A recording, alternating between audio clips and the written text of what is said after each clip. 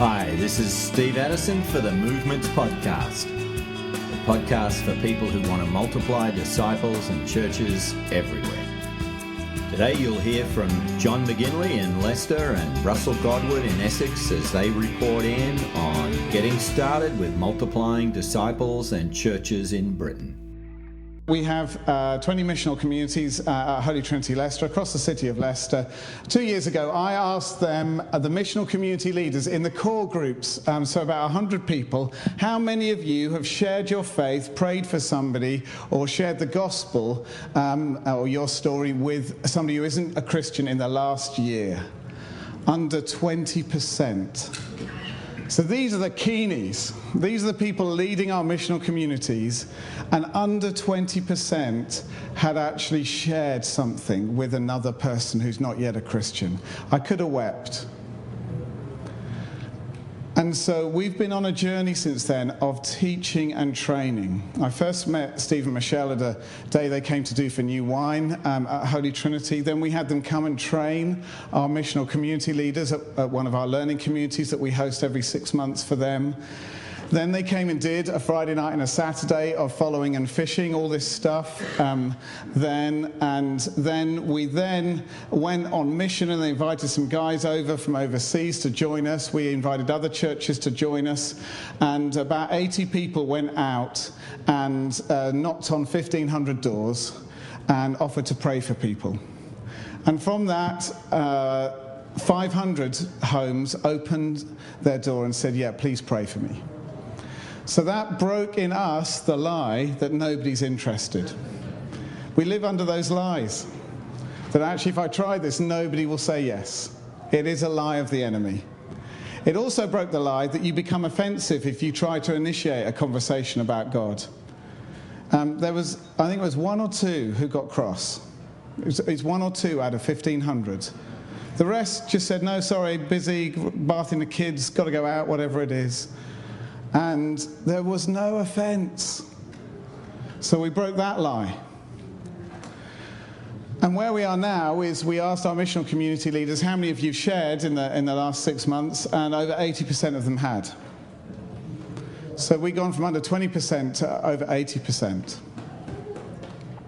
And so that's transitioning the culture.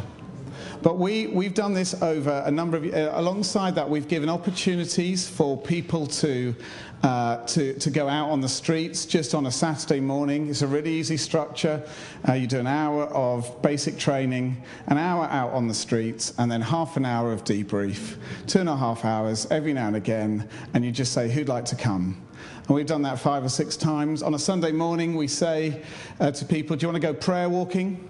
And we send out teams of about 8 pairs for anybody that wants to go prayer walking every now and again on a Sunday. We're just looking for opportunities to reinforce this at any opportunity. In our missional communities, we now encourage people to use the 3/3 discipleship process for how they study the Bible together, so how they structure their gatherings. And the reason we encourage people to do that is because in the past, I used to write the best cell notes in the world. The best. They were online, they were detailed, there were sort of 8 questions there, they were carefully thought out. People from all over the world used to download them from our website. It was amazing. And guess what I was doing? I was breeding dependency. I was communicating that you can only study the Bible if you've got somebody who's written some really expert questions. And now, if people have got this, and please don't think that our church in any way has got this. We are on the journey, but we've got a long way to go. So I'm not presenting a perfect picture. But if they get it from their times together in their missional communities, they then get how to read the Bible with somebody who they're sharing faith with, how to share a story with them. And we're seeking to train our missional community leaders at the beginning of that how are you section to do accountability on mission, and then at the end, what are you going to do about it? to really give people an encouragement to go and do stuff and actually practice the stuff. Again, it's hit and miss within our mission communities, but we are seeing change, and people are leading people to faith. We're baptizing them in missional communities, and so we're just beginning to see the first fruits of the investment, but it's taken a long time. This has been a 5-year journey, structuring a community around mission, and then training, and then giving repeat training, and then giving opportunities for practice and experience. I think that a couple other things on Sundays that you can do. So testimony is really powerful, that you encourage people. When you get a story, celebrate it. That's what we've been doing this morning. Let people give testimony for how they've done this. Particularly, we do that in our missional communities, but also on a Sunday. Another great thing that I made up, I haven't found anybody else that does this, but every now and again we say to people, get your smartphone out in a service, and you're going to send a text to one of your people of peace. And that text could be, I was thinking of you and I wondered how you were. As low level as that. I was thinking of you and I was wondering, what could I pray for you? And I was praying for you and I really felt that God was saying this, or that I'd love to meet up and talk a little bit more about faith with you. And they get a choice as to which kind of message they send, but I'm sure lots of people just pretend to press their buttons on their phone. But we say, everybody send a text now. And I tell you, every time we've done it, it has led to somebody coming to faith. Now that's out of a few hundred people, but every time, just initiating, we're going to make contact with a person of peace and say something spiritual to them or show that we care for them. So you can do stuff on a Sunday. You can do stuff structurally within your missional communities, and you can do stuff where you train and you give opportunities to practice that and to begin to turn that around. Now, I think that where we are now as missional communities is we've got a lot of knowledge and we've got some experience and we've got some stories, but actually we now need to give the push that actually this is everyone. This is not just the early adopters. So you know the bell curve, don't you? That you get the pioneers, the early adopters, and then the conservatives. And we will have the pioneers who will go and do anything, and you can get them in a small group doing mission on the streets really easily. And the trouble is that everybody's in the conservative bracket just knows they're the pioneers and they're the nutters, and so we're not doing anything they do. The key that you want is you want the early adopters. Because if they say yes and they begin to do it, then the conservatives go, okay, if they're doing that, then maybe I could do that. And when they tell a story, they go, okay, if they did that, then I could do that. And we've really seen that begin to change as well, that we're beginning to break into that. But we're gonna do a push in this autumn where we're going to say that in our mission communities we're going to train a couple of times. We are now able to do the training as a result of Steve and Michelle having trained us, and that's the model of how training gets multiplied. That's what we want you to do, not just to do it yourself, but to take the model of training and go and do that. Now you've got a model of that. And try to say to everybody, this is everybody. In your churches, the other thing you have to break is the culture that it's the minister or the anointed few that do this stuff. This is about mobilizing the whole people of God. On one occasion, I cut out 200 bits of cardboard, and in my evening service, I ordained everybody in my church. I gave them all a dog collar, and I read through the Church of England ordination service. They gave all the responses. I then ordained them, and I then said, of course, you're not really ordained. But I did it to say, we're all anointed, we're all called, we're all commissioned, we're all priests, we're all ministers in the Lord. And this is something we're all called to do, regardless of personality, regardless of gifting. And so we have to break down some of the barriers and the excuses. I want to say one final thing before I hand over to Russell, and that is, for me, we're using the door knocking and the going out onto the streets in lots of ways as a practice. to get people going. We need to, I think, at Holy Trinity still form a group of people for whom this is their calling to go and do that. But I think the vast majority of people, what I want them to do is they are amongst non-Christians all the time. And I'm wanting to train people how to use these tools in long-term relationships in which you systematically pray people through and take them through steps to faith using the tools that you've got. And if you're in those long-term relationships, then you are needing the leading and the guiding of the Holy Spirit as to how to do this. But my challenge to you is that I honestly think that you can go and ask some of the questions we've taught you without any fear. You don't need the prompting of the Spirit to do it. You have to be intentional. And being intentional out of this training is the key. So you can say to any of your friends, do you know, I realise I've never told you the story of how I came to faith. Would you mind if I told that to you now? They will all say yes, because they're your friend. It will feel incredibly awkward because you have not been in that pattern of relationship with them. And the only reason you are not going to do that is because you feel the pressure of breaking the relational pattern. But friends, if you don't break the relational pattern, then they will never come to faith. I'm not saying that God can't do that, but in the way that we're talking. You have to break the relational pattern in a systematic way, in a long-term friendship. Be intentional, allow the Spirit to guide you, and decide, now what Lord could I share next? I said to Frances that what she needs to do now is to say to the Lord, which story of hope in the Gospels would connect best with my nutritionist? I'm now going to go and learn that story of hope, and when I next have my nutritional appointment, I'm going to share that with her because I've been praying and allowing the Lord to lead me. And praying for them day by day, and then being intentional and saying, okay, I'm going to do this. And when you get a response from that person, you're using the traffic lights that Michelle talked about, and you're going, okay, so that's Amber, I'm going to pray a bit more, and then see a little later along what I could do next to prompt and see what would happen. Red, okay, I'm going to leave it for a while, I'm going to pray. Green, okay, what next? And it may not be a tool that you use. It may be that you feel the Lord leads you to give them a book, or a CD, or pray for them, or invite them to an event.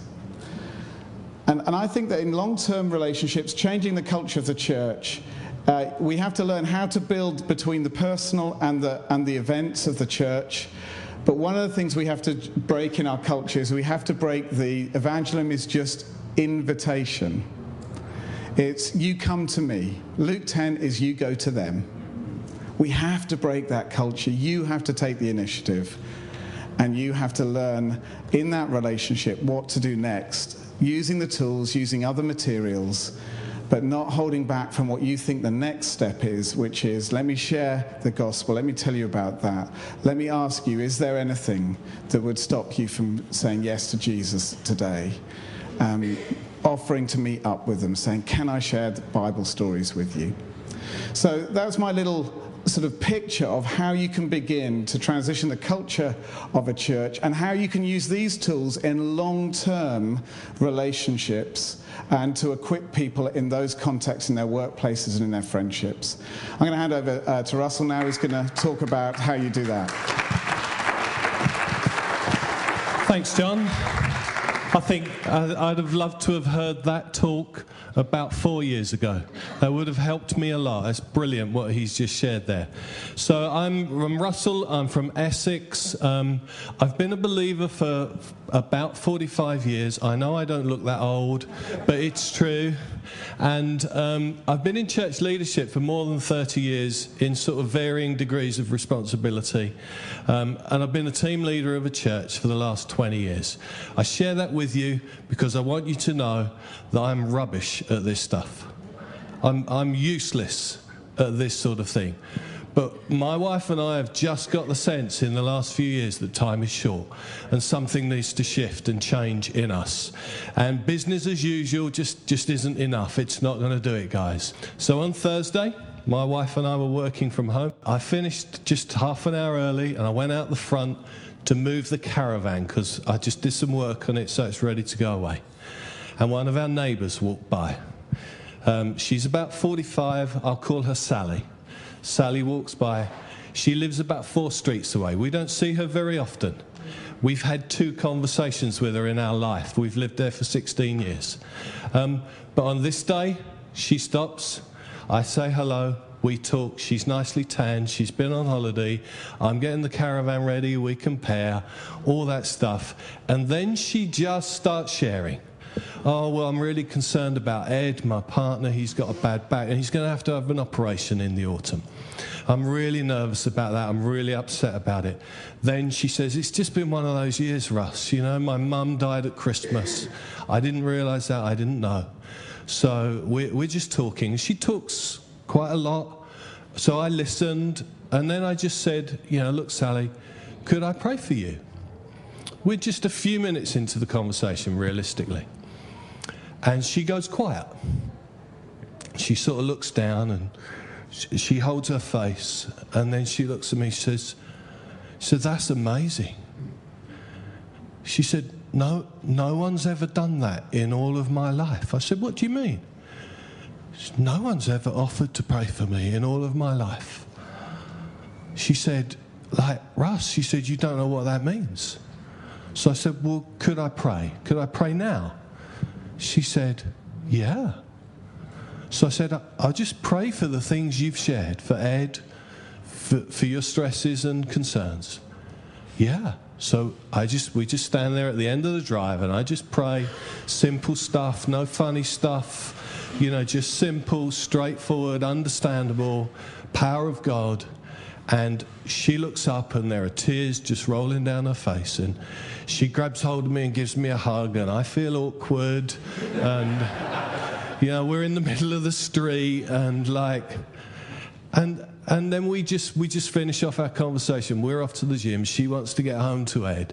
So we just say, perhaps we'll meet again and just share some more. She says, yeah, we'll come up and we'll compare notes on the caravan as well. They've got a caravan. So that was Thursday. So this stuff works, just that early offer of prayer. And we just try and do that consistently, whatever people share with you. I was thinking about you today. Could I pray for you? Let me share another story. We're 2 weeks ago.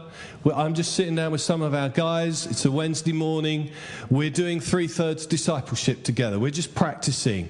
We're modelling what it means to make disciples, but it's meaningful for us as well. We're encouraging, we're praying, we're holding each other to account, and it's working. It's great. And we have lunch together, and then we say, well, let's head out for an hour.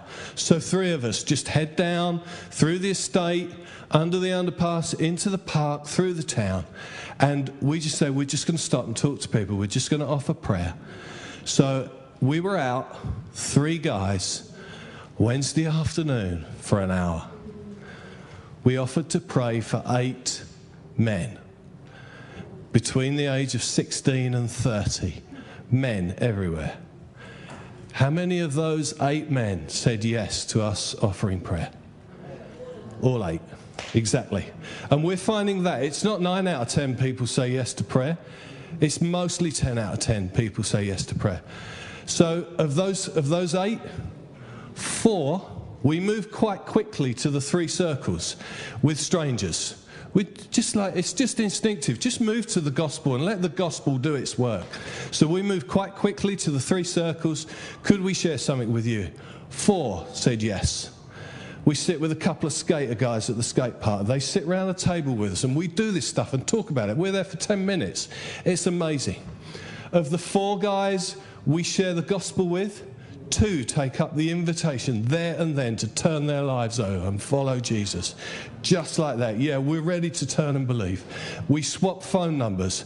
They want us to follow through. They want to start learning to follow Jesus. I wish I could say they've joined our church or our community or we've met with them since then. We've tried. That's the hard bit. That's challenging. But guys, we're never going to get there if we don't start here. So that's just the last couple of weeks. Then I have a friend. His name is Ambrose, and Ambrose leads a church in the next town. He's an awesome guy. And I'm sitting with him, just a week before last, and we're talking about this stuff. And he's a practitioner. He's out doing this as well. So I say to him, how many times have you done the training, Ambrose?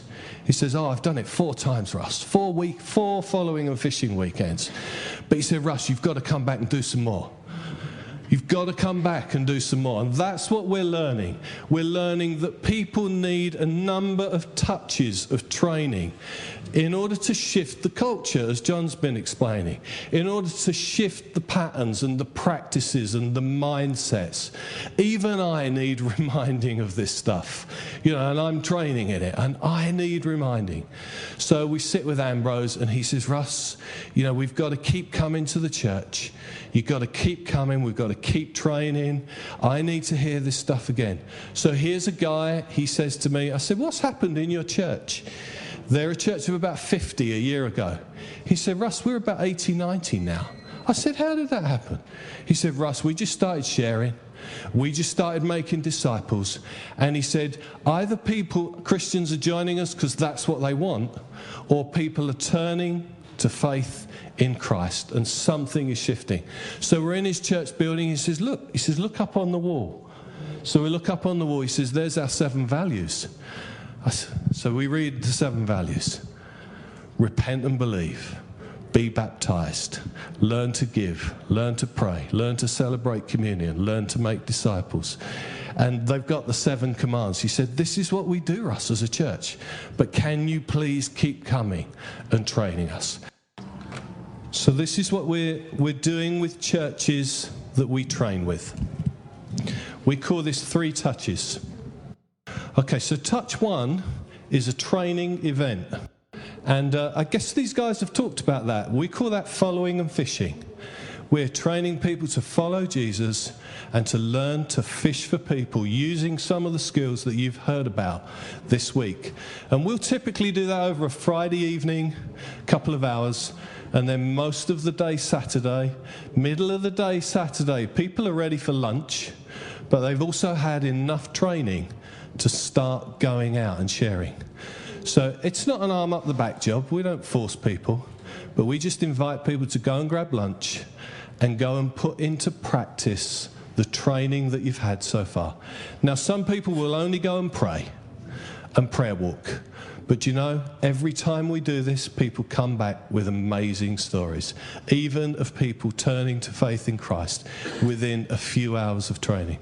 So we'll do a training event, following and fishing, and we'll move around the diamond from connect to share to train new disciples. And that's what we focus on with that, and that's really, really good. But what we're really looking for out of that first training event is this. It's a great somebody described it as an on-ramp. The training is something everybody can access, and everybody in your church would learn something that would help and would do them good, as John's been describing. But what we're looking for, we're always looking for maybe 4 or 5 people, maybe 10 people who really, they're champing at the bit. They're ready to say, this sounds like something that God is in, and I want to give some time to it. And I want to begin to learn this and practice it and do this and change the culture. And so we're looking to create groups out of that. And those groups, they may be small. They may just be 3 or 4 people, maybe 5 to 10 people in your church, or maybe just a collaboration of churches. Just 5 or 10 people who say, well, we'll start meeting. And they're meeting for 2 reasons. They're going to disciple using that 3/3 process that John has talked about with the Discovery Bible Study. And they're just going to take each other through that. They're going to use it to disciple each other, but to encourage and train each other and model what it means to make disciples. And then we're going to look for them to be out in the harvest. So we're going to look for that group to meet and disciple, but also to intentionally find a way, maybe once a week, just for an hour, like I've described, like John's described, maybe a couple of hours a month to head out and say, let's go into town and do this. Let's do this on the housing estate. Let's head down the park, down the skate ramp, or the cafe, or whatever it is. So that's what we're looking to do. Then a few months later, now for those groups, if you're close, we'll come and help kickstart them. We'll send a team member and they'll come, maybe the first couple of times, and just work with you and model that and help that to get going. If you're far away, we'll just Skype in with the leaders. So if you've got a couple of leaders, we'll Skype in with them, we'll train them, and then they'll take the group through. So that's what we're doing. A few months later, we're going to come back and do another training event. It's a repeat. It's the same stuff. Because, as we've said, we're finding people need to just repeat. They need to build some confidence and some competence. So just hearing the stuff again. And if you've been out practicing, you'll hit some walls and just think, I don't know how to get through this. Or you'll find opportunities and think, oh gosh, I don't know what to do next. This is taking off. And so just going through the training again just helps people. So it helps your practitioners, but you'll find new people that just want to get on this training ramp. And that really works. And then again, we're looking to create groups. And those groups will just help build momentum in your context, in your setting. They'll take the mission forward and begin to live this stuff out. And then again, a few months later, we're going to come back and do another training event. And we're going to be looking for groups. And we're really looking to build and train up leadership through those groups. So people are really learning to lead, learning to make disciples. And we're finding that this is what works with churches. Church leaders say to us, well, Russ, a few years ago we had, a team in from here and they came in for a weekend and it was amazing, and then we've not heard from them for 2 years. That one-off stuff, you'll maybe pick up some things, but it won't build movement. It won't change the culture and shift something in a church. Now, we're going to run something alongside that for you. I don't know if these guys have mentioned it this week. So we maul things, M-A-W-L. We're going to maul this. M-A-W, and then down the end there, L. So when we come and do the first training event with you, we're going to come in as a team and we're going to model the training. We're going to do 100% of the training, and you're going to watch and participate and take part and learn. And so we're modeling the training for you. But then when we come back for the second touch of training, what we're really looking to do, we're looking to build leadership with you and find practitioners. So what we're going to work towards is assisting. So we want to move to that next training event with some of your guys who are ready to train. So we're looking at doing 50-50. So there might be a couple of us and a couple... sorry. 50-50. Well spotted, my deliberate mistake. So there might be a couple of us, but we're going to look to include your guys in the delivery of the training, not just the stories, but the delivery of the training. Then when we come back a third time, we're building movement and momentum, and things are beginning to happen, and we're going to move towards 0% from us and 100% for your team, for the leaders we're raising up in your local church. So we're going to come and watch, offer encouragement and support, but really your guys are going to be delivering the training. So we're looking to raise up leadership for you guys so that what you're left with is people that know how to make disciples. They know how to get out and share in the harvest. And you're left with a team who know how to train others. Train others in your church and keep the momentum growing, maybe train other churches and start impacting your region, your town, your city, the whole area. And then finally, we leave, and we leave you to it. Well, that's all we've got time for today.